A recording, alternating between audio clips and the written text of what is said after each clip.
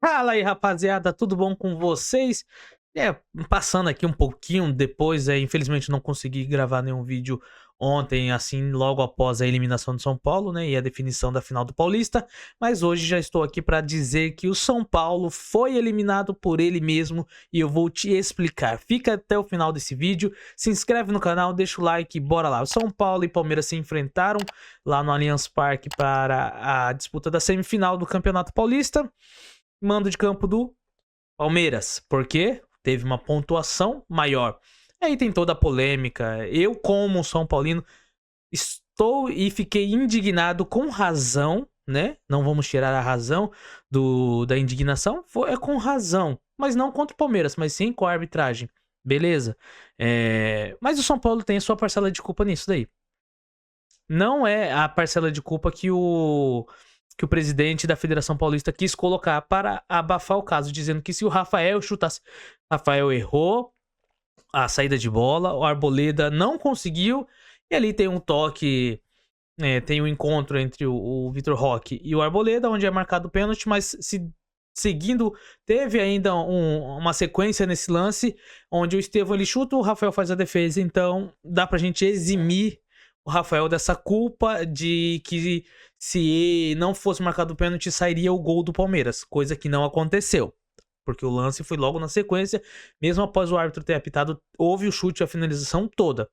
Então, o Rafael conseguiria fazer a defesa e permaneceria o resultado 0-0 como estava. Mas a falha, o erro é do São Paulo. O São Paulo foi eliminado por ele mesmo. Por quê? Eu tenho na minha cabeça, pode ser somente na minha cabeça uma teoria. Mas se o São Paulo tivesse sido competente, essa é realmente a verdadeira palavra, se tivesse sido competente na fase de grupos, na fase ali, regular do campeonato e vencido os adversários fáceis, Inter de Limeira, não tivesse empatado com o Velo Clube, sabe, não tivesse feito a diretoria de São Paulo não tivesse mandado jogos para Brasília, mandasse talvez em outros lugares ali mais próximos ali da torcida, o São Paulo poderia ter ficado numa classificação geral melhor do que o próprio Palmeiras e ali sim decidiria em casa. E eu aposto, duvido que esse pênalti que foi dado ontem na Arena, no Allianz Parque, seria dado no Morumbi. Sem pelo menos ter sido eles checarem ou fazerem qualquer outra coisa. Isso não aconteceria.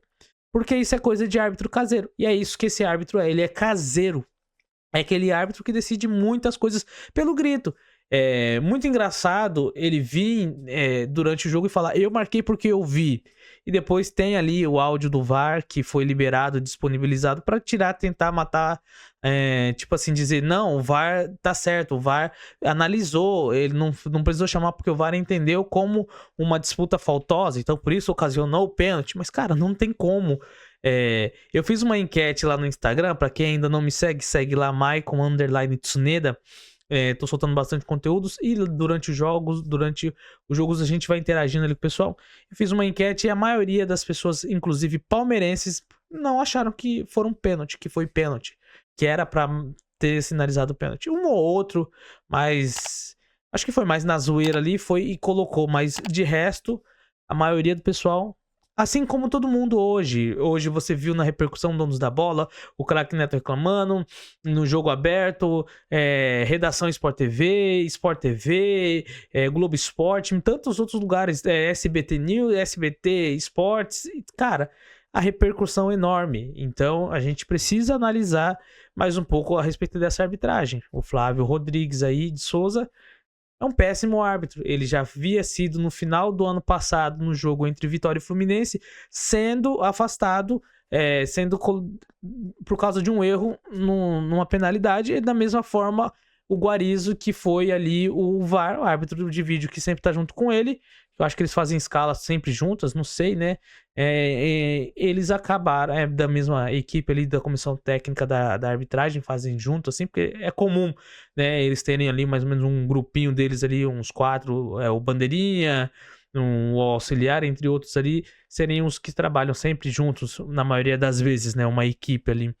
Eles, como equipe, foram afastados, então. Cara, não é a primeira vez que eles erraram, não é a primeira vez que eles vão errar, e não é a última vez que eles vão errar. Vão continuar errando. Então a gente precisa cobrar como um todo.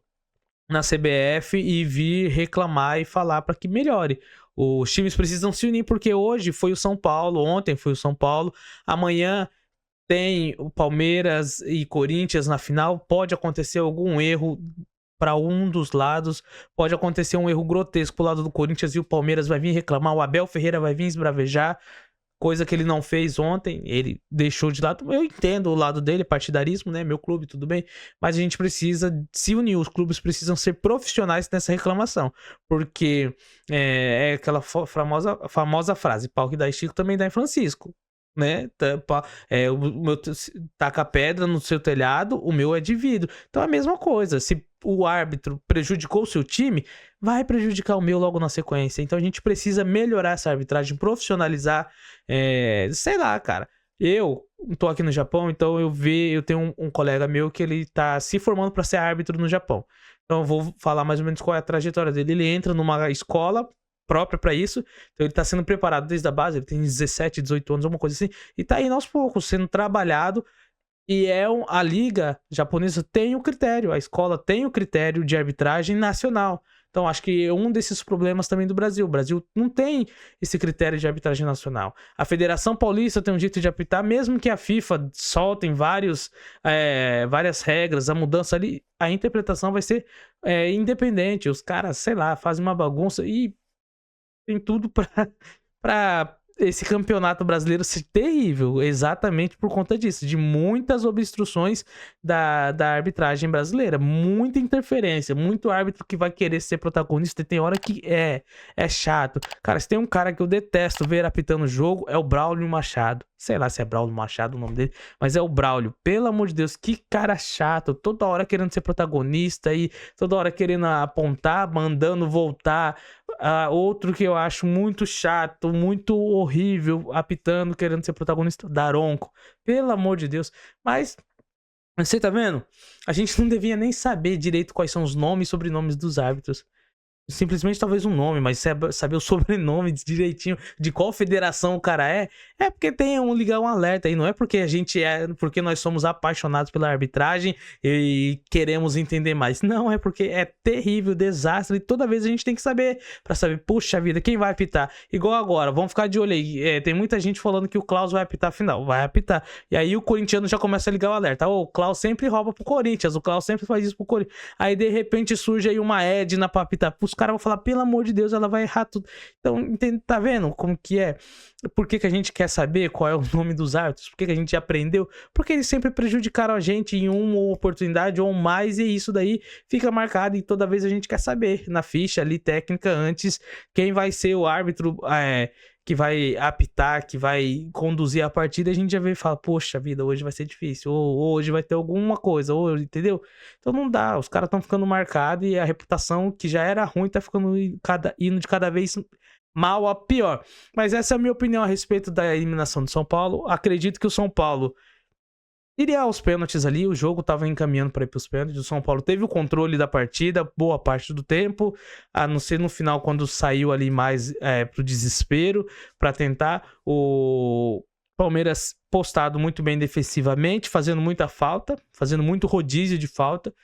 Esse daí é uma das coisas também que eu percebi que o árbitro não coibiu. Foi vários rodízios de falta. O próprio Rafael Veiga fez muitas faltas. E olha que ele é um meia, mas ele estava voltando para ajudar a marcar, quebrando muito o contra-ataque do São Paulo.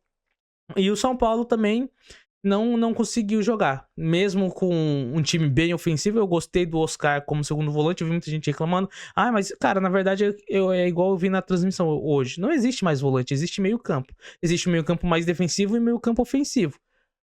A gente que tá mais antigo aí, que fala primeiro volante, segundo... Mas, na verdade, é essa. Não existe, cara.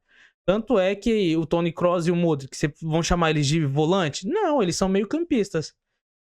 O Kimmich é meio campista. A diferença é que eles são bons defensivamente e também tem um bom passe. Se jogar o Modric para jogar mais avançado, ele consegue. O Toni Kroos mais avançado, ele consegue. O Kimmich mais avançado, eles conseguem. Exatamente por causa disso. Porque eles fazem várias funções hoje. Por isso que há necessidade num bom meio de campo moderno. Que saiba passar, saiba defender, e por isso que quando surge um jogador bom assim, os caras caem matando e são uma das posições mais caras no mercado. muito difícil, só perdendo pra atacante de ponta. Aí se você for ver mesmo, os meio-campistas são um dos mais caros também. Então, não tem essa de ficar reclamando, o Oscar não foi bem, não gostei, achei que o Zubeldia inventou. De todas as desculpas que a gente tem pra dar, torcedor São Paulino, ou de pessoas pra culpar, o menos culpado a gente tem que culpar é o Zubeldia. Agora, pra essa eliminação. Mas de restante dos outros jogos que o São Paulo poderia ter feito melhor, aí sim a gente pode reclamar, porque ele inventou em algumas oportunidades, não conseguiu. Senão São Paulo decidiria o jogo no Morumbi, e ali eu acho que no Morumbi seria totalmente diferente, pelo menos se fosse aos pênaltis, aí seria mais justo, mas agora já era, agora não tem que ficar mandando ofício nem nada, é o São Paulo se postar como um grande clube e a diretoria também fazer frente ali e não ficar mais esperneando, chorando, fazer o quê? Agora é engolir o choro e esperar o Brasileirão chegar. Você concorda comigo ou discorda? Coloca aí o que você concorda, o que você discorda, se eu falei muita besteira ou não. Essa é a minha opinião. Se inscreve no canal, deixa o like, tamo junto, é nóis.